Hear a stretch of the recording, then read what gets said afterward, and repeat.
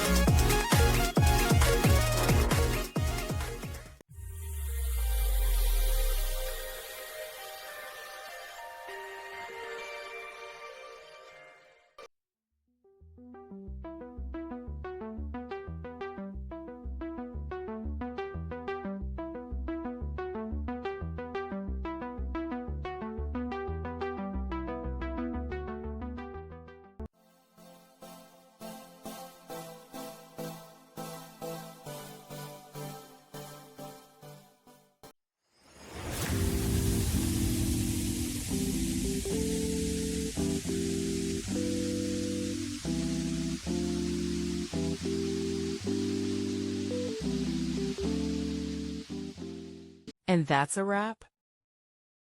I hope you found the answer you were looking for. If you did, take a second to hit that subscribe button. It really helps out. And let me know in the comments which solution worked best for you. See you next time in the debug zone.